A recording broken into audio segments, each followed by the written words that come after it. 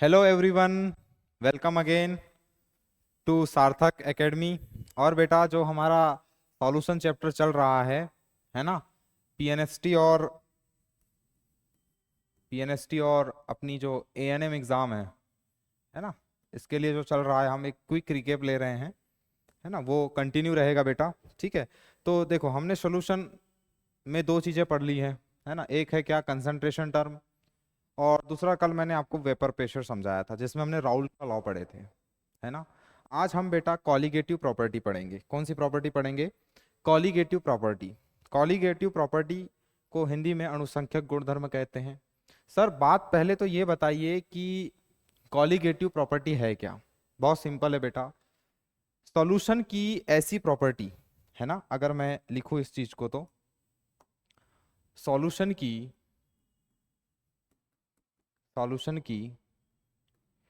ऐसी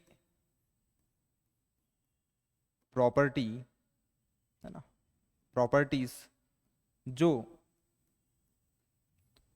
सॉल्यूट के जो सॉल्यूट के नंबर पर जो सॉल्यूट के नंबर पर डिपेंड करती है डिपेंड करती है। एज सिंपल एज डेट बेटा, कि ऐसी प्रॉपर्टी जिसमें सॉल्यूट की क्वांटिटी मैटर करेगी, है ना, कि आपने कितना सॉल्यूट लिया है, सॉल्यूट के नेचर पे नहीं, उसकी क्वांटिटी पे, उसके नंबर्स पर डिपेंड करेगी। बात आई समझ में, है ना। देखो, ये बताने वाली बात नहीं है कि सॉल्यूशन मतलब विलयन दो चीजों से मिलके बना है। एक है क्या, सॉल्यूट, और दूसरा है क्या, सॉल्वेंट, है ना। विलय और विलायक से मिलके बना है, ठीक है ना। विलय और विलायक से मिलके बना है। तो ऐसी प्रॉपर्टी जो सॉल्यूट के नंबर पर डिपेंड करेगी, उसको हम क्या बोलेंगे बेटा? कॉलिगेटिव प्रॉपर्टी बोलेंगे। कॉलिगेटिव प्रॉपर्टी फोर टाइप्स की होती है ना। Colligative property in your syllabus four types. कितने टाइप्स की है ये? फोर टाइप, चार प्रकार की है। Relative lowering in vapour pressure, वाष्पदाब में सापेक्षिक कमी। रिलेटिव वर्ड अगर कहीं पर भी आ गया, है ना, केमिस्ट्री में आए या फिजिक्स में, तो उसको समझ लेना कि हम कंपैरिजन कर रहे हैं, हम तुलना कर रहे हैं, है ना। Relative lowering in vapour pressure. Elevation in boiling point. Elevation होना का मतलब होता है बढ़ना, ठीक है, क्वथनांक में उन्नयन। डिप्रेशन इन फ्रीजिंग पॉइंट, हिमांक में अवनमन। और एट लास्ट पढ़ेंगे बेटा ऑस्मोटिक प्रेशर। क्या पढ़ेंगे? ऑस्मोटिक प्रेशर, है ना। सिंपल है, अच्छे से समझेंगे, है ना। थोड़ा सा अच्छा टॉपिक है ये, मतलब अच्छे टॉपिक्स में आता है ये, है ना। चलो देखते हैं। सबसे पहले हम क्या पढ़ेंगे बेटा? Relative lowering in vapour pressure. क्या पढ़ेंगे, है ना। और एक बात बता दे रहा हूं मैं तुमको कि ये वाला जो लेक्चर है, ये पिछले लेक्चर से रिलेटेड है ना, क्योंकि मैंने पिछले लेक्चर में वेपर प्रेशर पढ़ाया हूं, तो यहां पर बार बार मैं वेपर प्रेशर वर्ड का यूज करूंगा, है ना। तो अगर आप थर्ड लेक्चर को डायरेक्टली ना देखे, पहले सेकंड देख ले, देन थर्ड पर आए। ओके बेटा, चलो देखते हैं, है ना। तो सबसे पहला क्या है? Relative lowering in vapour pressure, है ना। देखो, relative lowering in vapour pressure मैंने कल बताया था बेटा आपको। कल हमने इस पे बहुत अच्छे से चर्चा किए थे, है ना। हमने क्या किया था, हमने एक ऐसा बर्तन लिया था, है ना। उसमें हमने सबसे पहले बेटा एक प्योर लिक्विड डाला था। क्या डाला था? एक प्योर लिक्विड लिया था, और फिर हमने उसमें एक दूसरी बार में क्या, नॉन वोलेटाइल सॉलिड डाला था, है ना। तो कुछ लोग ऐसे होंगे जो बिल्कुल नहीं पढ़े होंगे, है ना, आपको कंफ्यूज हो रहा होगा, तो पढ़ना पड़ेगा बेटा, ज़्यादा ज़्यादा पढ़ना पड़ेगा, क्योंकि एग्ज़ाम बहुत करीब है, ठीक है। देखो, यहाँ पर मान लो कोई प्योर लिक्विड ए रखा हुआ है। क्या रखा हुआ है?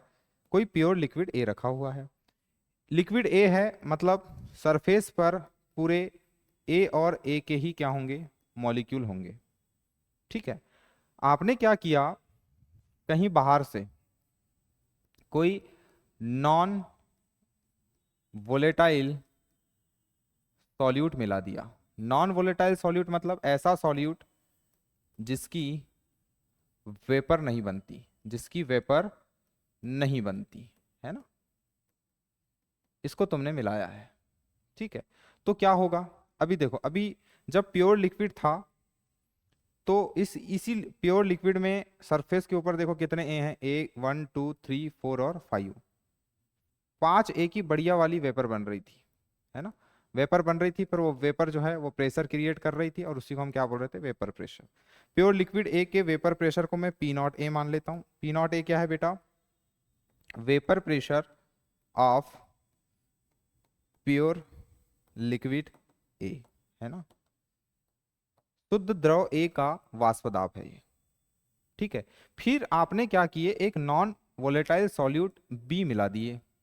तो मिलाने से क्या हुआ कि बी ने कुछ ए को रिप्लेस करके, बी ने कुछ ए को रिप्लेस करके उनकी जगह पर आ गए। तो सर इससे क्या होगा, इससे बेटा पहले देखो, पहले 5 ए की वेपर बन रही थी, अब कितने ए की वेपर बनेगी, अब सिर्फ 3 ए की क्या बनेगी, वेपर बनेगी, है ना। तो वेपर प्रेशर में कमी आई कि नहीं, ये बात मैंने कल भी बताई थी कि नॉन वोलेटाइल सॉल्यूट को मिला देने से वेपर प्रेशर में क्या आ जाती है, कमी आ जाती है। और यहीं से राउल्ट का क्या आया था, नियम आया था, ठीक है ना। तो यहां पर अब वेपर प्रेशर पी नॉट ए नहीं रहेगा, अब ये क्या हो जाएगा बेटा, पी ए हो जाएगा। अब क्या हो जाएगा, पी ए। अगर मैं प्योर लिक्विड, अगर मैं प्योर लिक्विड ए को सॉल्वेंट कंसीडर करूं, क्या कंसीडर करूं बेटा, सॉल्वेंट कंसीडर कर लूं, तो देखो ये है सॉल्वेंट, ये है सॉल्यूट, मतलब कुल मिला के यहां पर क्या बन चुका है, सॉल्यूशन बन चुका है। क्या बन चुका है, सॉल्यूशन बन चुका है ना। क्या बन चुका है यहाँ पर, सॉल्यूशन मतलब विलियन, विलियन विलय और विलायक को मिला दिए, विलियन बन गया। कोई बहुत भारी चीज नहीं है, कोई रॉकेट साइंस वाली चीजें नहीं है, ठीक है। अब मैंने इस सोल्यूशन का वेपर प्रेशर क्या मान लिया है, पीए, है ना। इसको मैं क्या बोलूंगा, वेपर प्रेशर ऑफ सॉल्यूशन। ये विलियन का क्या हो गया है, वाष्प दाब है, ठीक है। तो यहीं से कल जनरेशन हुआ था किसका, राउल्ट नियम का, है ना। राउल्ट का लॉ क्या था, P A is equal to P nought A X A, है ना। यहां पर सर हमने एक्स नहीं, काई ए, मोल फ्रैक्शन है वो, मोल प्रभाज है ए का।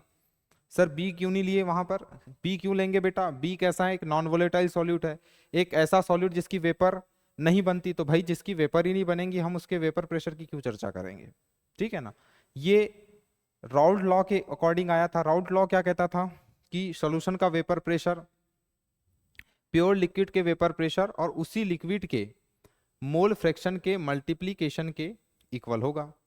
बात आई समझ में, ठीक है सर, ये बता दिए थे, है ना। दो केस पढ़े थे हमने, एक बार तो नॉन वोलेटाइल सॉल्यूट डाले थे और दूसरी बार हमने क्या किए थे बेटा, दोनों के दोनों वोलेटाइल सॉल्यूट ले लिए थे, है ना। बात समझ में आई, कल का लेक्चर देखे बेटा, उससे रिलेटेड है ये चीजें, ठीक है। चलो देखते हैं, तो क्या आएगा यहाँ, पी ए अपॉन, मैंने अगर इसको इधर ला लिया, है ना, इनटू में था तो डिवाइड में आ जाएगा, इसको मैं क्या लिखूंगा, काई ए, है ना। दोनों साइड में 1 से माइनस कर देता हूँ, है ना। ये देखो डेरिवेशन है बेटा, डेरिवेशन लाइक अ डेरिवेशन, ठीक।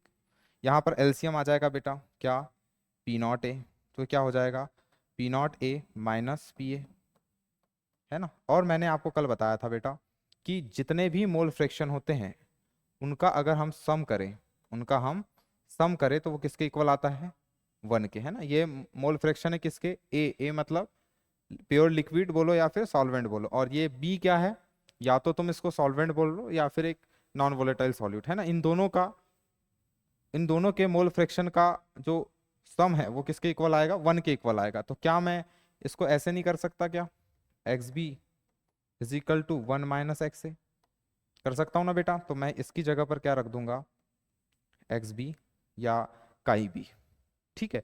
ये जो है बेटा, ये जो टर्म है ना, ये इसको बोलते हैं बेटा relative lowering in vapour pressure. क्या बोलते हैं इसको हम, इसी को बोलते हैं हम लोग क्या, रिलेटिव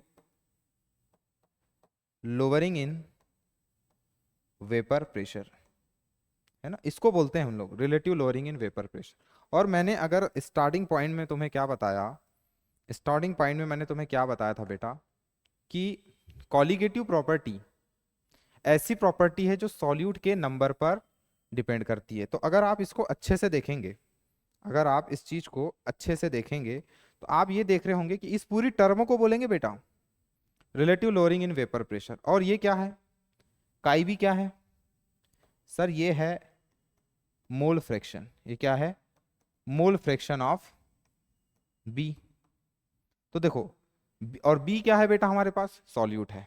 तो आप इसके बेस पर ये लिख सकते हैं। आप इसके बेस पे कैसे लिख सकते हैं कि आप ये बोलेंगे कि सर आप बोल रहे हैं कि ये पूरी चीज क्या है, relative lowering in vapour pressure. ये पूरी चीज क्या है, वाष्प दाब में सापेक्षिक कमी है। ये डायरेक्टली प्रोपोर्शनल है। इस इक्वेशन को देख के हम समझ सकते हैं कि डायरेक्टली प्रोपोर्शनल है किसके, मोल फ्रैक्शन ऑफ बी के।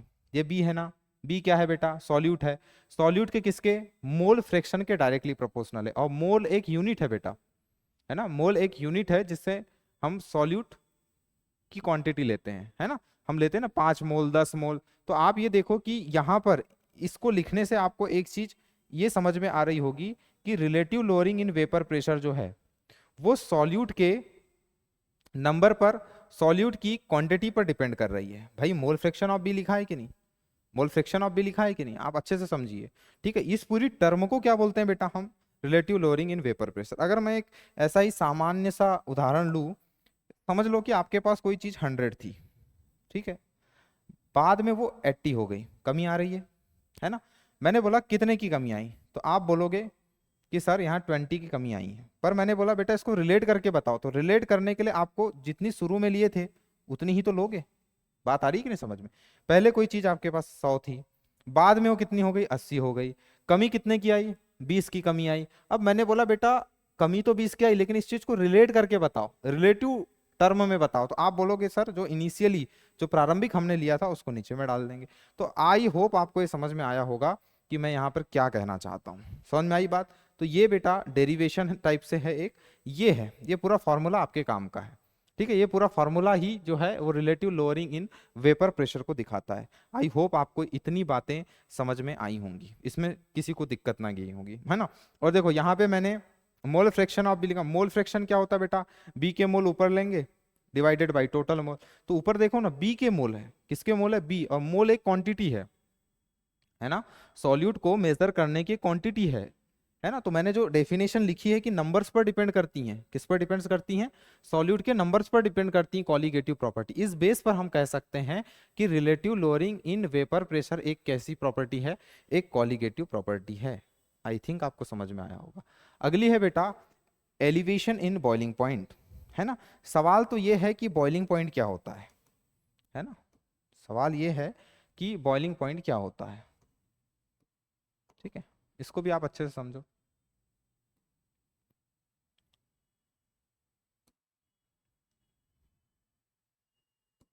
ठीक है,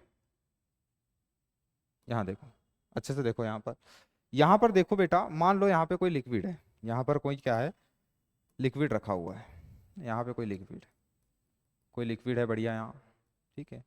वो लिक्विड की क्या बन रही है, वेपर बन रही है ना। और वो वेपर क्या कर रही है, लिक्विड की सरफेस पर एक प्रेशर लगा रही है, जिसको हम क्या बोलते हैं, वेपर प्रेशर। जिसको हम क्या बोलते हैं बेटा, वेपर प्रेशर बोलते हैं। अभी के लिए मैंने मान लिया कि ये जो लिक्विड है इसका वेपर प्रेशर, ये जो मैंने कोई भी एक ऐसा ही इमेजिनरी कोई एक लिक्विड ले लिया है, मैंने बोला कि ये जो लिक्विड है इसका वेपर प्रेशर बेटा 2.4 एटीएम है। कितना है, 2.4 एटीएम। और आपको ये पता है कि जो हमारा एटमॉस्फेरिक जो हमारा क्या एटमॉस्फेरिक जो प्रेशर है वो कितना होता है बेटा, वो होता है 1 एटीएम, है ना। तो आप ये समझो कि कोई लिक्विड कब बॉईल करेगा, है ना। ये कोई बहुत मजेदार चीज है ना, कोई लिक्विड कब बॉईल करेगा, कब बॉईल करेगा, ध्यान से सुनना। देखो ये मैं आपको ये समझाने की कोशिश कर रहा हूँ कि ये है लिक्विड, कोई भी एक लिक्विड है, इस लिक्विड की वेपर बनी, ठीक है। वो वेपर प्रेशर मैंने उसका कितना मान लिया, 0.4 एटीएम, ये जो लिक्विड है। और आपको पता है कि एटमॉस्फेरिक प्रेशर कितना होता है। अब आपको बेटा ये कब बॉईल होगा, सुनो, जब ये वेपर प्रेशर, जब लिक्विड का वेपर प्रेशर एटमॉस्फेरिक प्रेशर के क्या हो जाएगा, इक्वल। क्या बोल रहे हो सर, लिक्विड का वेपर प्रेशर एटमॉस्फेरिक प्रेशर के कैसा हो जाए, बराबर हो जाए। मतलब आपको 0.4 एटीएम से है ना। 0.4 एटीएम से कहाँ तक जाना है आपको, 1 एटीएम तक जाना है, ठीक है। किसी लिक्विड का वेपर प्रेशर, किसी लिक्विड का वेपर प्रेशर जब एटमॉस्फेरिक प्रेशर के इक्वल हो जाए, है ना, और ये जिस टेम्परेचर पर हो उस टेम्परेचर को हम बॉइलिंग पॉइंट कहते हैं। क्या बोला मैंने, किसी लिक्विड का वेपर प्रेशर एटमॉस्फेरिक प्रेशर के, किसी लिक्विड का वेपर प्रेशर एटमॉस्फेरिक प्रेशर के इक्वल हो जाए और ये चीज जिस टेम्परेचर पर हो उस टेम्परेचर को ही हम क्या बोलेंगे बेटा, बॉइलिंग पॉइंट। उस टेम्परेचर को ही हम क्या बोलेंगे, बॉइलिंग पॉइंट। सपोज डेट आप मान लो कि जब लिक्विड का वेपर प्रेशर 0.4 था तब टेम्परेचर मेरा 25 डिग्री सेल्सियस था। फिर मैं कहाँ गया, 50 डिग्री सेल्सियस पर, फिर मैं कहाँ गया, 100 डिग्री सेल्सियस पर, है ना। ये मेरा वाटर है ना। वाटर बेटा 100 डिग्री सेल्सियस पे बॉईल होना शुरू हो जाएगा, ठीक है। तो देखो 0.1, है ना, सॉरी 0.4 एटीएम से 1 एटीएम तक जाने में, 0.4 एटीएम से 1 एटीएम तक जाने में जितने डिग्री सेल्सियस, डिग्री सेल्सियस किसकी यूनिट है, टेम्परेचर की, जितने टेम्परेचर की जरूरत पड़ी उस टेम्परेचर को ही हम क्या बोलते हैं, बॉइलिंग पॉइंट। आई होप इतनी बातें आपको समझ में आ गई होगी कि बॉइलिंग पॉइंट क्या चीज होती है। बॉइलिंग पॉइंट एक ऐसा टेम्परेचर है, बॉइलिंग पॉइंट कुछ नहीं, एक टेम्परेचर है ना। अगर मैं इसको हम अपनी इन जर्नल लैंग्वेज में हम लिखे तो हम क्या लिखेंगे इसको, बॉइलिंग पॉइंट, बॉइलिंग पॉइंट एक ऐसा टेम्परेचर है, एक ऐसा टेम्परेचर है जिस पर किसी लिक्विड का, जिस पर किसी लिक्विड का, जिस पर किसी लिक्विड का वेपर प्रेशर, जिस पे किसी लिक्विड का वेपर प्रेशर एटमॉस्फेरिक प्रेशर जो कि कितना होता है बेटा 1 एटीएम के इक्वल हो जाए, के इक्वल हो जाए। बात आई समझ में। बॉइलिंग पॉइंट एक ऐसा टेम्परेचर है जिस पर किसी लिक्विड का वेपर प्रेशर एटमॉस्फेरिक प्रेशर के इक्वल हो जाए। उस टेम्परेचर को ही हम क्या कहते हैं बेटा, बॉइलिंग पॉइंट कहते हैं। उस टेम्परेचर को ही हम क्या कहते हैं, बॉइलिंग पॉइंट कहते हैं। चलो आगे चलते हैं। अब ऐसा समझ लो, तो कल का लेक्चर देख के नहीं आए हो तो उम्मीद भी मत करना कि ये चीज समझ में आएगी, ठीक है ना। चीजें रिलेटेबल है बेटा, ठीक है ना। अब हमने क्या किए, अब हमने क्या किया बेटा, इसमें मिला दिया नॉन, ये तो प्योर था, प्योर वाटर था। यहाँ कैसा वाटर था, प्योर वाटर था, तब की कहानी थी ये। अब हमने क्या किया बेटा कि इस लिक्विड में यहाँ पर हमने नॉन वोलेटाइल सॉल्यूट मिला दिया। क्या मिला दिया, नॉन वोलेटाइल सॉल्यूट। एक ऐसा सॉल्यूट जिसकी वेपर बनती ही नहीं है, जिसकी वाष्प बनती ही नहीं है, उसको आपने मिला दिया, है ना। उसको आपने क्या किया, मिला दिया। तो इससे क्या होगा सर, इससे क्या होगा, मैं बार बार बता रहा हूं कि अगर आपने नॉन वोलेटाइल सॉल्यूट को मिलाया तो नॉन वोलेटाइल सॉल्यूट को मिला देने से, इसको मिलाने से, इसको क्या करने से बेटा, इसको मिलाने से वेपर प्रेशर कैसा हो जाएगा, कम हो जाएगा। वेपर प्रेशर कैसा हो जाएगा, कम हो जाएगा। बात आ रही समझ में, है ना। नॉन वोलेटाइल सॉल्यूट को मिला देने से सॉल्यूशन का जो वेपर प्रेशर है वो कैसा हो जाएगा, कम हो जाएगा। सपोज डेट आपने नॉन वोलेटाइल, अभी देखो, अभी इसका जब ये प्योर था तो इसका वेपर प्रेशर कितना था, 0.4 एटीएम। अब ये 0.4 एटीएम नहीं रहेगा। सपोज डेट ये कितना हो गया, 0.2 एटीएम। कितना हो गया ये, 0.2 एटीएम। अब आप एक बताओ कि यहाँ आपने 0.4 एटीएम से 1 एटीएम तक जाने में आपको 100 डिग्री सेल्सियस की जरूरत पड़ी थी, और इस डिग्री सेल्सियस, इस टेम्परेचर को ही आपने बॉइलिंग पॉइंट किया कहा था। तो अब बॉईल करने में आपको टेम्परेचर ज्यादा देना पड़ेगा कि कम देना पड़ेगा, ऑब्वियस है कि अब आपको टेम्परेचर ज्यादा देना पड़ेगा। 0.1 एटीएम से 0.2 एटीएम से 1 एटीएम तक जाने के लिए आपने जो टेम्परेचर प्रोवाइड किया है वो ज्यादा होगा। वो कैसा होगा, ज्यादा होगा। सपोज डेट हो सकता है कि यहां तक जाने में आपको 120 डिग्री सेल्सियस की जरूरत पड़ी हो। बात आ रही समझ में, समझ में आ रही बात। तो एलिवेशन हुआ कि नहीं, बढ़ा कि नहीं बॉइलिंग पॉइंट, है ना। अब आपका अब इस लिक्विड की का जो वेपर प्रेशर है वो 0.4 एटीएम नहीं रहा, वो तो तब था जब ये प्योर था। नॉन वोलेटाइल सॉल्यूट को मिला देने से लिक्विड का वेपर प्रेशर 0.2 एटीएम हो गया। अब 0.2 एटीएम से 1 एटीएम तक जाने के लिए जो टेम्परेचर आप प्रोवाइड कर रहे हो कोई वो ज़्यादा होगा, और उस टेम्परेचर को ही तो हम बॉइलिंग पॉइंट कहते हैं। बॉइलिंग पॉइंट क्या है? बॉइलिंग पॉइंट एक प्रकार का टेम्परेचर है। आई होप इतनी बातें आपको समझ में आई होंगी। अब मैं जो एनसीईआरटी बुक में जो डायग्राम है उसको बनाता हूँ, है ना, वो डायग्राम से आपको और भी थोड़ी चीज़ें क्लियर होंगी। ठीक है, तो चलो वो डायग्राम को बनाते हैं, है ना। ये कलर दिख रहा है कि नहीं? नहीं दिख रहा है सर, है ना, ये कलर नहीं दिख रहा है, डिलीट करो इसको। चलो, है ना, कोई दूसरा कलर लेते हैं, ये वाला कलर लेते हैं, है ना। मैं दो एक्सिस लूँगा, एक एक्सिस पे मैं टेम्परेचर दिखाऊंगा बेटा, और एक एक्सिस पे मैं वेपर प्रेशर लूँगा, है ना। एक एक्सिस पे हम क्या दिखाएंगे? इस वाली एक्सिस पे हम दिखाएंगे वेपर प्रेशर, है ना। यहाँ पर हम क्या दिखाएंगे? वेपर प्रेशर, है ना। और यहाँ पर हम दिखाएंगे क्या? टेम्परेचर। अब मैंने तुम्हें अभी बताया, अभी मैंने तुम्हें बताया, क्या बताया मैंने तुम्हें? कि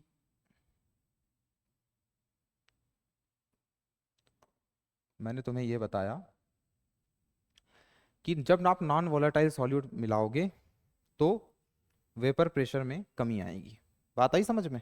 चलो देखते हैं, है ना। मैं ऐसा मान लेता हूँ कि ये मेरा 1 एटीएम है यहाँ पर, है ना। ये मेरा, ये मैंने ऐसा मान के चल रहा हूँ कि यहाँ पर ये है अपना क्या? एटमॉस्फेरिक प्रेशर, वायुमंडलीय दाब, 1 एटीएम, है ना। देखो, अब हम दो ग्राफ बनाते हैं। अब हम कितने ग्राफ बनाएंगे? दो ग्राफ। जैसे मैंने ये एक ये वाला ग्राफ बना लिया, और मैं किसी दूसरे कलर से या रेड से ही, मैं रेड से नहीं, सिमिलर हो जाएंगे दोनों, एक दूसरा ग्राफ बना लिया। ठीक है, अब मैंने आपसे पूछा कि बेटा मुझे ये बताओ कि इन दोनों ग्राफ में ऊपर वाला ग्राफ किसका है। मैंने क्या पूछा? कि इन दोनों ग्राफ में ऊपर वाला ग्राफ किसका है। देखो, वेपर प्रेशर ज्यादा किसका है? ज्यादा किसका होगा? प्योर लिक्विड का। किसका होगा? प्योर लिक्विड का। तो कहीं ना कहीं ये जो ग्राफ मैंने ऊपर वाला बनाया हूं ये किसका है? प्योर लिक्विड का। किसका ग्राफ है ये? प्योर लिक्विड का, है ना। किसका ग्राफ है ये? प्योर लिक्विड का। या फिर आप लिक्विड सॉल्वेंट भी लिख सकते हो, या फिर आप क्या लिख सकते हो इसको? लिक्विड सॉल्वेंट का ग्राफ है ये, जब इसमें सॉल्यूट नहीं था। As simple as that, pure liquid solvent लिख लो, चलो कोई बात नहीं। और ये किसका ग्राफ है बेटा? सर ये ग्राफ होगा सॉल्यूशन का, है ना। और वो ऐसा सॉल्यूशन है जिसमें एक बी नाम का नॉन वोलेटाइल सॉल्यूट मिलाया गया है। इसलिए सर मैं ये देख पा रही हूं कि वेपर प्रेशर जो है वो प्योर लिक्विड सॉल्वेंट का ग्राफ ऊपर है और सॉल्यूशन का ग्राफ क्या है? नीचे। ठीक है, सपोज डेट मैं ऐसा मान के चलता हूं कि यहां से मैंने दोनों को शुरू किया, है ना, यहां से, है ना। ये 1 मिनट, है ना, बस 1 मिनट। ये दोनों इक्वल है ना, इक्वल पोजीशन पर, ठीक है। ये ऐसे, है ना। ये मान लिया मैंने, कितना है मेरा? 25 डिग्री सेल्सियस। कितना मान के चल रहा हूँ मैं इसको? 25 डिग्री सेल्सियस, है ना। ये इधर ऐसा डेस डेस बना लो, यस। ये कितना है बेटा मेरा? 25 डिग्री सेल्सियस। अब देखो, दोनों को मेरे को कहाँ ले जाना है बेटा? 1 एटीएम तक, है ना। क्योंकि दोनों को कहाँ ले जाना है मुझे? 1 एटीएम तक। अब इस डिग्री सेल्सियस से 1 वहां तक ले जाने के लिए जो टेम्परेचर लगेगा उसी को हम क्या बोलते हैं? Boiling point. ठीक है, अब देखो, आपको ये ग्राफ से ही समझ में आ जाएगा। सपोज डेट मैंने मान लिया इसको 100 डिग्री सेल्सियस, यहाँ पर टेम्परेचर दिखा रहा हूँ मैं, और इसको मैंने मान लिया क्या? 120 डिग्री सेल्सियस। देखो किसको ज़्यादा लग रहा है बेटा टेम्परेचर? 25 डिग्री सेल्सियस से शुरू किया सॉल्यूशन को बॉइल करना, और कहाँ तक जाना पड़ा मेरे को? 120 तक। वहां तक गया तब जाके इस सॉल्यूशन का जो वेपर प्रेशर रहा होगा वो 1 एटीएम के इक्वल हुआ होगा। बात आ रही समझ में? और यहाँ पर क्या हो रहा है बेटा? यहाँ पे देखो, प्योर सॉल्वेंट था, यहाँ कौन था? Pure solvent. उसको भी मैंने 25 डिग्री सेल्सियस से शुरू किया, बॉईल करने के लिए, और कहाँ तक गया मैं, 100 डिग्री सेल्सियस, वहां जाके वो बॉईल हो हुआ है ना। यहाँ से यहाँ जाने पर क्या हुआ होगा, बॉईल हुआ होगा। और यहाँ पर क्या रहा होगा, यहाँ से शुरू हुआ होगा प्योर लिक्विड का वेपर प्रेशर, और यहाँ पर पहुंचने का मतलब है कि वो कहाँ तक पहुंच गया, एटमॉस्फेरिक प्रेशर तक पहुंच चुका है। समझ में आ रही है बात। तो आप इस ग्राफ को देख के समझ सकते हो कि कहाँ पर ज्यादा टेम्परेचर लग रहा है। टेम्परेचर को ही तो बॉइलिंग पॉइंट कहते हैं, टेम्परेचर ही बॉइलिंग पॉइंट है भाई, है ना।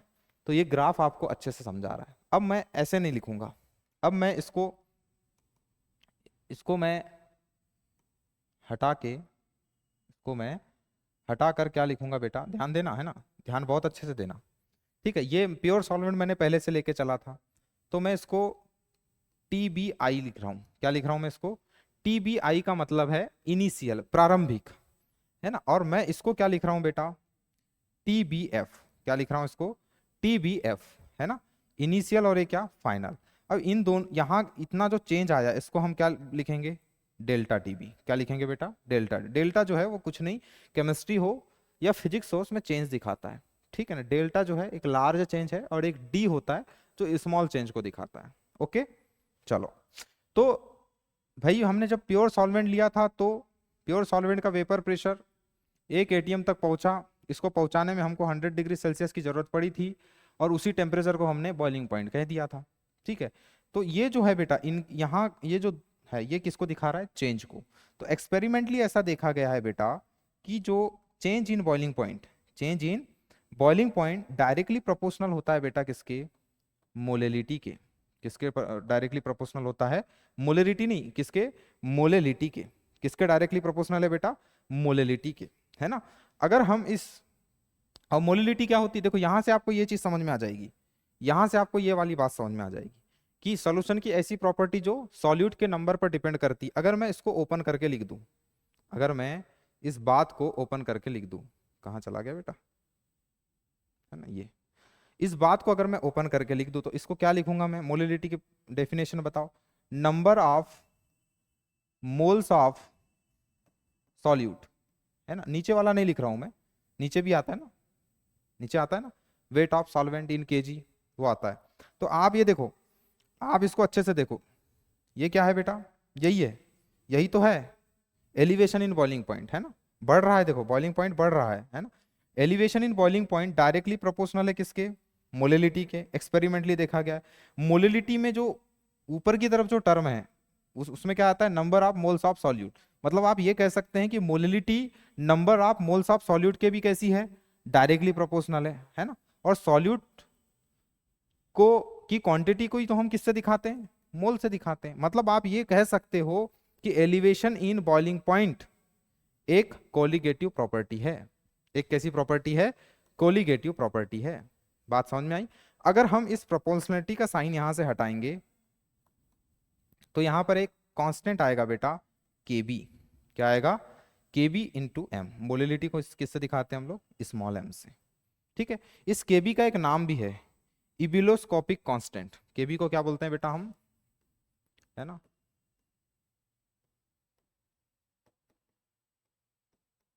इबिलोस्कोपिक कांस्टेंट, है ना। इसको हम क्या बोलते हैं, इबिलोस्कोपिक कांस्टेंट बोलते हैं। इसका इसकी यूनिट आप याद रखना, इसमें गैस कांस्टेंट भी आएगा, इसमें मोलर मास आ जाएगा सॉल्वेंट का, है ना। इसमें एक लेटेंट हीट ऑफ वेपराइजेशन भी आ जाएगा। बात आई समझ में, है ना। तो इसका देख लो, इसका होता है MR/TB का स्क्वायर, है ना। M क्या है बेटा, M को क्या बोलेंगे हम लोग, मोलर मास। क्या, मोलर मास ऑफ सॉल्वेंट बेटा, क्या, मोलर मास ऑफ सॉल्वेंट, है ना। ठीक है सर, नीचे का तो लिखिए, नीचे में बेटा कुछ नहीं आएगा, 1000, है ना। नीचे में क्या आएगा, 1000 इंटू LV। अब ये क्या है सर, LV, LV है बेटा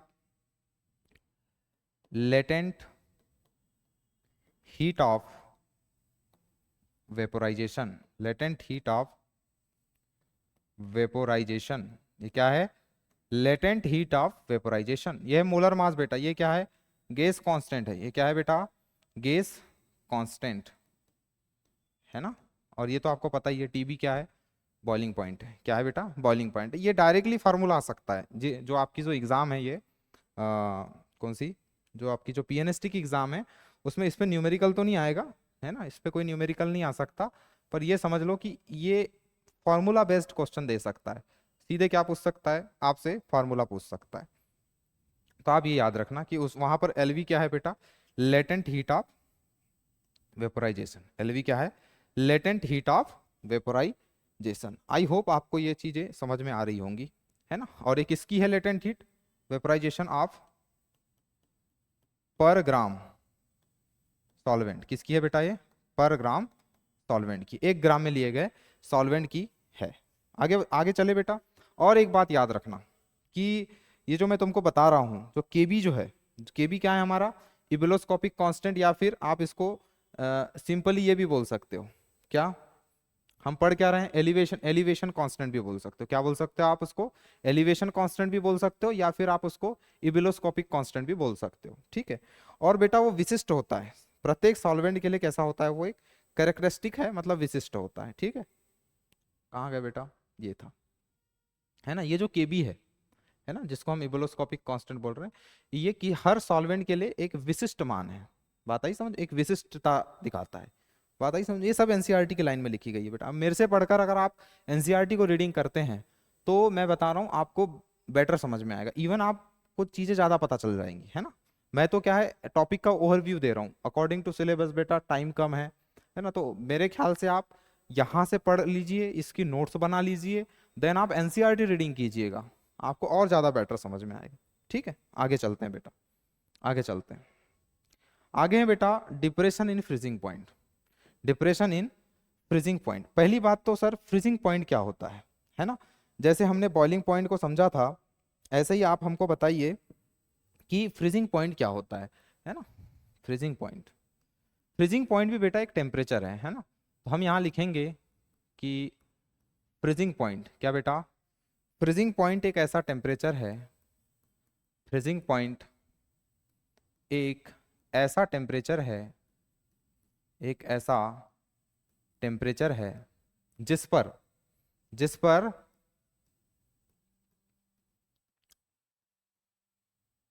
लिक्विड का वेपर प्रेशर, जिस पर क्या बेटा, लिक्विड का वेपर प्रेशर, लिक्विड का वेपर प्रेशर, है ना। कोई कोई भी लिक्विड ले सकते हो आप, है ना। लिक्विड का वेपर प्रेशर, है ना। या फिर हम, हमारे लिए लिक्विड कौन होता है, सॉल्वेंट होता है। हमारे लिक्विड कौन है, यहाँ बार बार लिक्विड मतलब सॉल्वेंट की बात करते हैं ना। तो सॉल्वेंट लिक्विड का वेपर प्रेशर, हम इसको ऐसा लिख लेते हैं, सॉल्वेंट लिक्विड का, सॉल्वेंट लिक्विड का वेपर प्रेशर, बहुत अच्छी चीज है ये भी। सॉल्वेंट लिक्विड का वेपर प्रेशर, सॉलिड क्या, सॉलिड सॉल्वेंट के वेपर प्रेशर, सॉलिड वही वाला सॉल्वेंट, वही वाला सॉल्वेंट वहां लिक्विड स्टेट में है, और वही वाले सॉल्वेंट को हमने यहाँ पर किस में ले लिए, सॉलिड स्टेट में ले लिए, है ना। फ्रीजिंग पॉइंट एक ऐसा टेम्परेचर है जिस पर सॉल्वेंट, लिक्विड सॉल्वेंट, है ना। सॉल्वेंट लिक्विड से अच्छा अगर व्यवस्थित लिखा जाए तो लिक्विड सॉल्वेंट, लिक्विड सॉल्वेंट का वेपर प्रेशर सॉलिड सॉल्वेंट के वेपर प्रेशर के इक्वल हो जाए, इक्वल हो जाए, है ना। देखो मैं जिस तरीके से इसको समझा रहा हूं ना बेटा, ये बहुत बड़ी बात है कि आपको ये समझ में आ जाए, ठीक है ना। क्योंकि इतना सारा लिखा होता है ना बुक्स में, मैं उसको सिंथेसिस करके आपको समझ रहा हूँ, समझ रहा हूँ नहीं, समझा रहा हूँ, ठीक है। तो आप भी उस तरीके से उसको समझिएगा, ठीक है। हाँ, फ्रीजिंग पॉइंट एक ऐसा टेम्परेचर है जिस पर लिक्विड सॉल्वेंट का वेपर प्रेशर, वही वाला लिक्विड है ना, वही लिक्विड, वही सॉल्वेंट जो कौन सी स्टेट में है, लिक्विड, और वही सॉल्वेंट किस में है, सॉलिड स्टेट में, इन दोनों के वेपर प्रेशर के, वेपर प्रेशर इक्वल हो जाए, और उस टेम्परेचर को ही हम क्या बोलेंगे बेटा, फ्रीजिंग पॉइंट। फ्रीजिंग पॉइंट एक ऐसा टेम्परेचर है जिस पर लिक्विड सॉल्वेंट, सॉल्वेंट का वेपर प्रेशर सॉलिड सॉल्वेंट के वेपर प्रेशर के इक्वल हो जाए, है ना।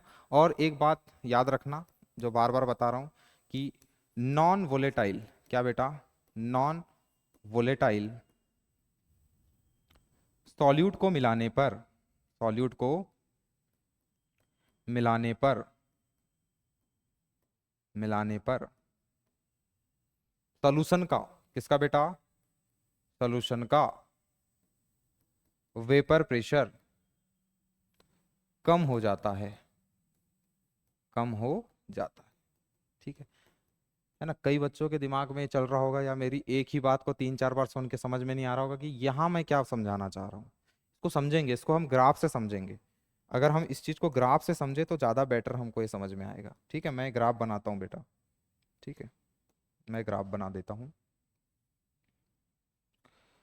है ना।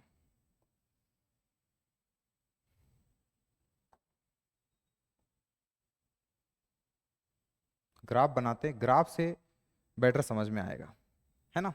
अच्छे से देखो, वही बात है कि यहाँ पर क्या लिया गया है, टेम्परेचर। यहाँ पर क्या लिया गया है, टेम्परेचर। और यहाँ पर क्या लिया गया है बेटा, वेपर प्रेशर। एक मिनट, हाँ मैं पानी पी लेता हूँ बेटा थोड़ा सा। ठीक है ना। कई लोग मेरी बात को 2-3 बार सुन के यही समझ रहे होंगे कि ये लिख तो दिए हैं सर ने, बोल के भी बता दिए 2-3 बार, पर समझ में कुछ नहीं आ रहा है क्या बताया और क्या नहीं। देखते हैं ना बेटा, है ना। फ्रीजिंग पॉइंट को क्या बोलते हैं बेटा, हिमांक। और ये डिप्रेशन का मतलब वो टेंशन में चले जाने वाला नहीं है ना। अवसाद लिखा जरूर है, पर इसको हम अवनमन मतलब एक प्रकार की कमी कहेंगे। ठीक है, अवसाद का मतलब टेंशन ही होता है ना। और यहाँ डिप्रेशन की मीनिंग जो है वो कमी से है बेटा। ठीक है, चलो देखते हैं, देखते हैं, है ना। मान लो कि मैंने एक ऐसा ग्राफ बनाया है। सर ये किस चीज का ग्राफ है बेटा, ये ग्राफ है सॉलिड सॉल्वेंट का। किसका ग्राफ है ये, सॉलिड सॉल्वेंट का। ठीक है, ये सब एनसीईआरटी की बुक में है बेटा, है ना।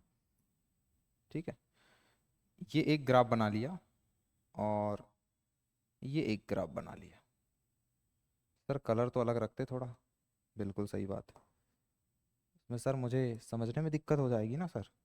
हाँ बेटा, ठीक है, ये चीज है, देख पा रहे हो।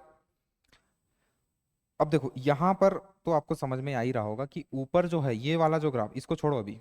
ये ऊपर वाला ग्राफ और ये नीचे वाला ग्राफ है ना, येलो और ग्रीन।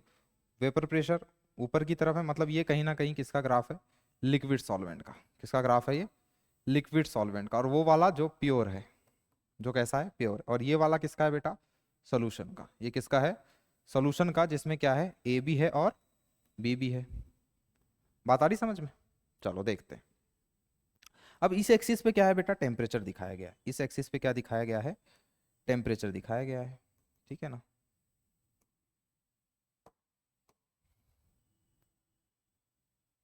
इस एक्सिस पे टेम्परेचर दिखाया गया है। देखो अब डेफिनेशन में जाओ और अच्छे से समझो मैंने क्या लिखाया हूँ डेफिनेशन में।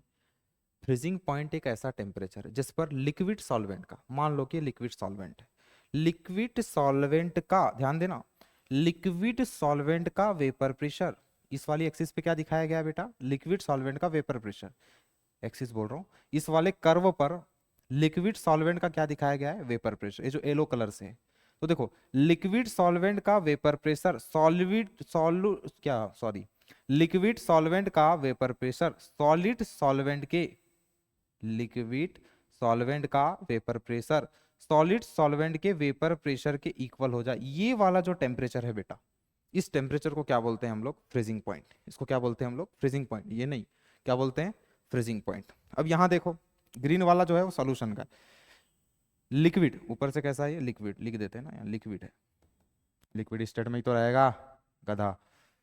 लिक्विड सॉल्यूशन, लिक्विड सॉल्यूशन का वेपर प्रेशर, लिक्विड सॉल्यूशन का वेपर प्रेशर सॉलिड सॉल्वेंट के वेपर प्रेशर के इक्वल हो जाए और जिस टेम्परेचर पर हो, क्योंकि इस एक्सिस पर टेम्परेचर दिखा रहे हैं ना भाई, उसको हम क्या बोलेंगे बेटा, फ्रीजिंग पॉइंट।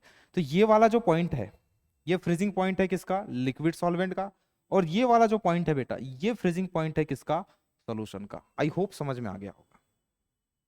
ठीक है, मैं इसको देखो, ऐसे जाओगे तो टेम्परेचर बढ़ेगा और ऐसे आओगे तो टेम्परेचर कम हो जाएगा। ठीक है ना, उधर जाएगा तो टेम्परेचर बढ़ेगा ना। ठीक, मैंने इसको, पहले मेरे पास लिक्विड सॉल्वेंट ही तो था, मैंने इसको TFI बोल दिया, फ्रीजिंग पॉइंट इनिशियल टाइम पर, है ना। और एक बात बेटा, एक बात याद रखना, ये जो चेंज है ना ये फाइनल माइनस इनिशियल से निकाला जाता है। कहाँ गया बेटा, कहाँ गया, ये तो अभी चल रहा है ना, कहाँ चला गया, कि हमने जो बॉइलिंग पॉइंट पढ़े थे कहाँ चला गया बेटा, कहाँ गई वो स्लाइड, ये चेंज, ये हमेशा याद रखना बेटा, ये चेंज है। और चेंज कैसे निकाला जाता है? Final minus initial, final minus initial से निकाला जाता है, फाइनल माइनस इनिशियल से निकाला जाता है। ठीक है, वही बात हम यहाँ पर भी कर लेंगे एक बार। ठीक है, यहाँ पर समझो, है ना। देखो लिक्विड सॉल्वेंट का ये, और इसको क्या बोलेंगे हम बेटा?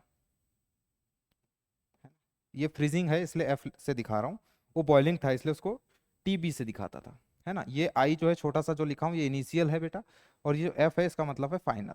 तो आप देखो ना, कमी आ रही है कि नहीं, डिफ्रेशन, अवनमन हो रहा है कि नहीं। देखो लिक्विड सॉल्वेंट, ये जो पॉइंट है ये लिक्विड सॉल्वेंट का फ्रीजिंग पॉइंट है, और ये सॉल्यूशन का लिक्विड पॉइंट है। पीछे की तरफ टेम्परेचर कम हो रहा है ना, टेम्परेचर कम हो रहा है। ये जो इतना गैप है ना बेटा, इसको बोलते हैं हम लोग डेल्टा टी एफ। इसको हम क्या बोलते हैं? Delta T F.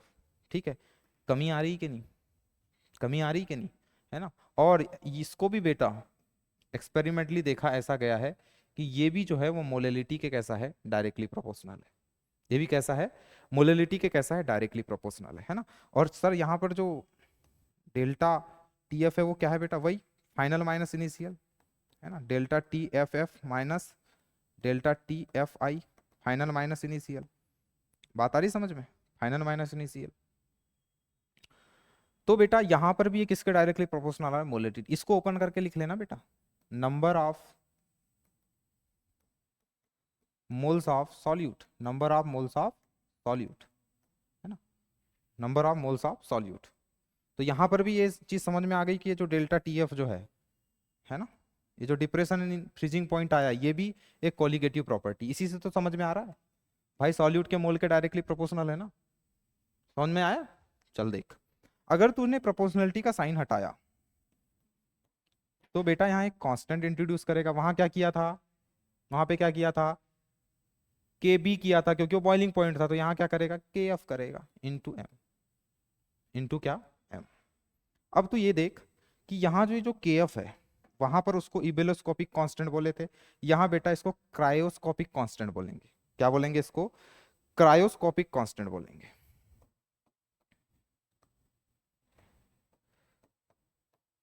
Cryoscopic constant बोलेंगे। ठीक है, इसको क्या बोलेंगे हम लोग? क्रायोस्कोपिक कांस्टेंट बोलेंगे। ठीक है, अब देख, है ना, के एफ की भी तो सर कुछ वैल्यू होगी जैसे वहां थी। हाँ सेम है, सेम जैसे वहां फॉर्मूला लिखा था ना। वहां क्या लिखा था सर? देख ले भाई, एक बार देख ले, वहां पे क्या लिखा था सर? कहाँ गया ये? वहां पे क्या लिखा था बेटा तूने? एम आर टी बी का स्क्वायर। तो यहाँ क्या लिखेगा? यहाँ क्या लिखेगा? एम आर, यहाँ क्या लिखेगा? एम आर टी बी नहीं, टी एफ का स्क्वायर। वहां भी क्या था बेटा? नीचे 1000। वहां लेटेंट हीट था, वहां क्या था बेटा? लेटेंट हीट था। यहाँ पर एल एफ आ जाएगा, यहाँ पे क्या आ जाएगा? L F. इसको क्या बोलेंगे सर? एल एफ को, एल एफ को क्या बोलेंगे सर? इसको बेटा कुछ नहीं, इसको हम बोलेंगे क्या? Latent heat of fusion, latent heat of fusion. Fusion हो रहा है ना यहाँ, लिक्विड सॉलिड बन रहा है कि नहीं। अच्छा, ये फ्रीजिंग पॉइंट कम क्यों हो रहा है? कभी सोचे हो? वहां पर बॉइलिंग पॉइंट बढ़ रहा है। देखो एक फैक्ट बताता हूँ, यहाँ इंटरमोलिकुलर फोर्स का फैक्ट है। देखो लिक्विड को सॉलिड बनाना, लिक्विड को सॉलिड बनाना, है ना, मतलब लिक्विड के, देखो अच्छे से समझो, लिक्विड के मॉलिक्यूल बेटा दूर दूर होते हैं। ठीक है, सबसे बहुत ज्यादा दूर दूर किसके मॉलिक्यूल होते हैं? गैसेस के। फिर थोड़े करीब लिक्विड, और सॉलिड के एकदम पास में। तो आप क्या कर रहे हो? मॉलिक्यूल्स को पास में ला रहे हो, मॉलिक्यूल्स को क्या कर रहे हो? पास में ला रहे हो। इस वजह से फ्रीजिंग पॉइंट में बेटा कमी आ रही है। ठीक है, और वहीं पर अगर आप बॉईल कर रहे थे, तो बॉईल करना मतलब आप लिक्विड के मॉलिक्यूल को गैस बनाने की कोशिश कर रहे हो, है ना। इसलिए वहां पर जो था बेटा वो इंक्रीजिंग हो रहा था, और यहाँ पर क्या हो रहा है? डिक्रीजिंग हो रहा है। इंटरमोलिकुलर फोर्सेस मतलब पकड़ के आप पास पास में ला रहे हो। बात आई समझ में? ये चीज थी। चलो अब एक लास्ट है बेटा, क्या? Osmotic pressure. क्या है? Osmotic pressure. ठीक है, ये भी बहुत अच्छी चीज है ऑस्मोटिक प्रेशर भी, है ना। चलो इसको समझते हैं। देखो वही पुरानी कहानी, एक डब्बा और डब्बे में केक, है ना, हमारे टीचर लाखों में एक, हाँ हाँ ऐसी कोई बात नहीं है। चलो देखते हैं। ये वाह सर, कितना अच्छे अच्छे डब्बे बनाते हो। अरे बेटा, डब्बा नहीं है पात्र है, कहाँ डब्बा दिख गया। ठीक है, देखो अच्छे से समझना इसको, है ना, इसको भी अच्छे से समझना। ये क्या किए सर, काट दिए के दोनों, काटे नहीं है बेटा। ये है बेटा एक सेमी परमिएबल मेम्ब्रेन। क्या है ये, सेमी परमिएबल मेम्ब्रेन। ठीक है, ये क्या काम की है सर, सेमी परमिएबल मेम्ब्रेन, कौन से काम में आएगी ये, बताते हैं कौन से काम की है। बेटा सेमी परमिएबल मेम्ब्रेन एक ऐसी मेम्ब्रेन है ना, सेमी परमिएबल मेम्ब्रेन एक ऐसी मेम्ब्रेन है जिससे ना, सेमी परमिएबल मेम्ब्रेन एक ऐसी मेम्ब्रेन है जिससे सॉल्वेंट तो पास हो जाएगा बेटा, है ना, सॉल्वेंट पास, पास मतलब गुजर जाएगा, लेकिन सॉल्यूट, लेकिन क्या बेटा, सॉल्यूट पास नहीं होगा। सॉल्वेंट के पार्टिकल पास हो जाएंगे लेकिन सॉल्यूट नहीं होगा, विलायक चला जाएगा आर के पार, लेकिन विलय के अणु नहीं जा पाएंगे ना, विलायक के अणु चले जाएंगे। देखते हैं, मान लो कि इधर वाले चेंबर में तुमने पूरा प्योर वाटर, क्या, प्योर वाटर, और यहां बेटा आपने क्या लिया है, ग्लूकोज सोल्यूशन, ग्लूकोज मिला हुआ सोल्यूशन। ठीक है, यहाँ की कंसंट्रेशन मान लो सी है ना, कंसंट्रेशन सी, सांद्रता। ठीक, अब बेटा लिक्विड की एक टेंडेंसी होती है कि वो अपनी हाई डेंसिटी से लो डेंसिटी की तरफ चलता है। क्या लो से हाई चलता है, अरे झरना देखा कि नहीं भाई, ऊपर से नीचे ही तो बहता है, कि नीचे से ऊपर तो नहीं चला जाता, है ना। तो अपने हाई एल्टीट्यूड से लो एल्टीट्यूड की तरफ किसी भी लिक्विड की प्रॉपर्टी होती है बहने की, फ्लो होने की। अब देखो, यहाँ पर है पूरा प्योर वाटर, मतलब पूरा सॉल्वेंट भरा पड़ा है, और यहाँ कौन है, ग्लूकोज का सोल्यूशन। ग्लूकोज सोल्यूशन मतलब यहाँ पर सॉल्वेंट भी है और सॉल्यूट भी है, सॉल्वेंट भी है और, ओहो, सॉल्वेंट भी है और सॉल्यूट भी है। सॉल्यूट आ गए, अब सॉल्यूट तो पास हो नहीं सकता, है ना, सिर्फ कौन पास होगा, सॉल्वेंट। लेकिन आप ये देखो ना, सॉल्वेंट में सॉल्यूट आ गया, मतलब अगर आप कंपेयर करोगे तो यहाँ पर, अगर मैं इसको फर्स्ट बोलूँ और इसको मैं सेकंड बोलूँ, और किसी ने पूछा कि फर्स्ट और सेकंड सॉल्वेंट कहाँ है, तो आप बोलोगे सर यहाँ पूरा का पूरा प्योर वाटर ही है।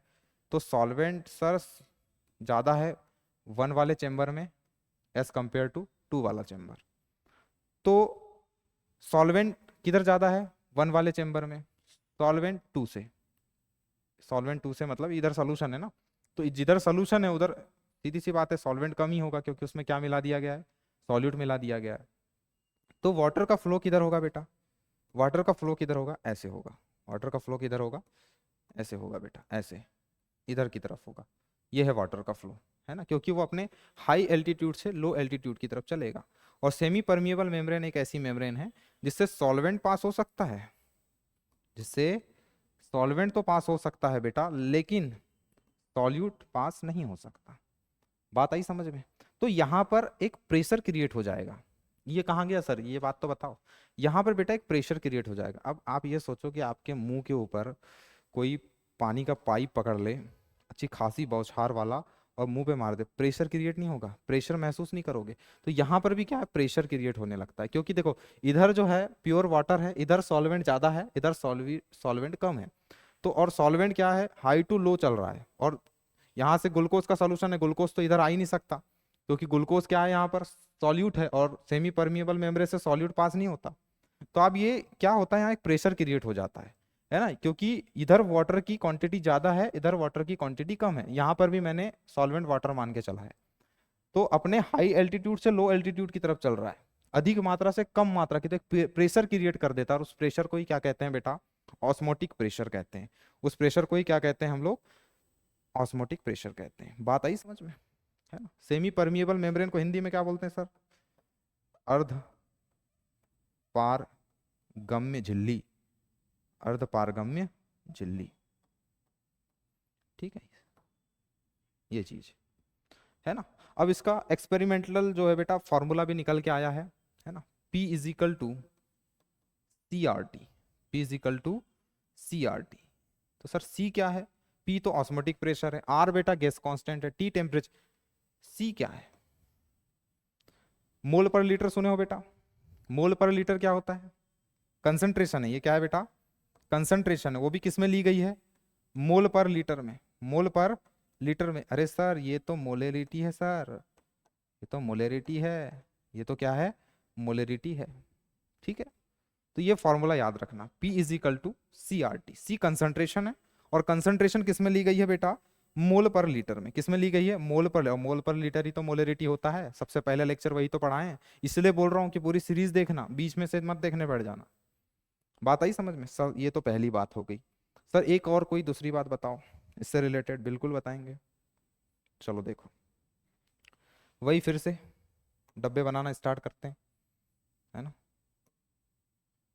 वाह, बहुत इजीली बन जाते हैं बेटा, आपसे नहीं बनेंगे इतने इजीली, है ना। ये देखो, ये मैं भी बना लूंगी सर, स्किल से बनाऊंगी सर मैं। हाँ वेरी गुड। ये अभी मैंने बेटा देखो, ये अलग अलग बताने का रीज़न ये है कि मैंने यहाँ पर क्या लिया था, एक साइड प्योर लिया था। अब मैं क्या करूँगा, दोनों साइड सॉल्यूशन लूंगा। दोनों साइड क्या लूंगा? सॉल्यूशन। यहाँ सॉल्यूट नहीं था, ये वाले पोर्शन में क्या नहीं है बेटा?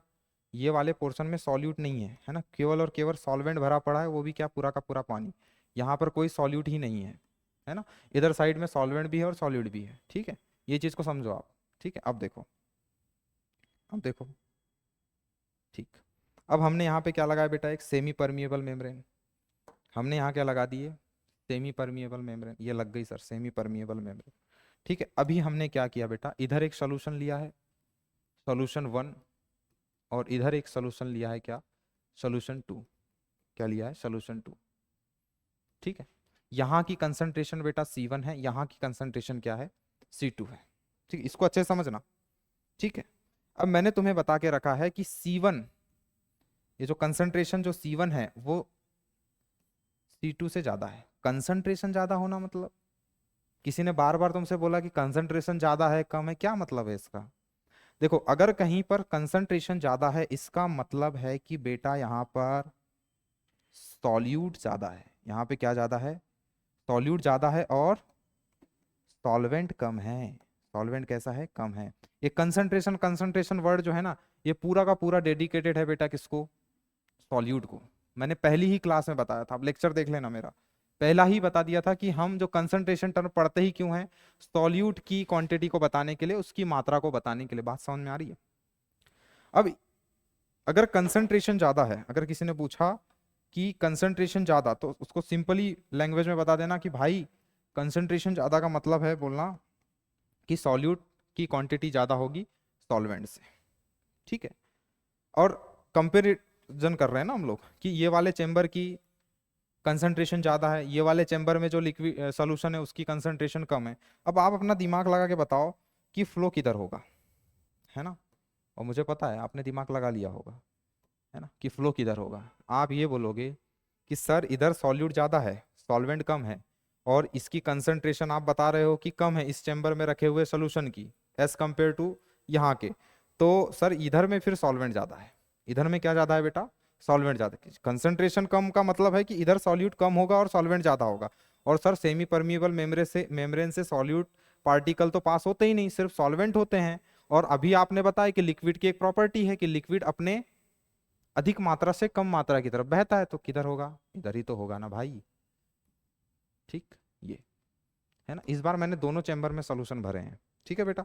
और इससे पहले जो मैं आपको समझा रहा था उसमें एक चैम्बर में केवल और केवल प्योर लिक्विड भरा हुआ था। आई होप समझ में आ रहा होगा, ठीक है।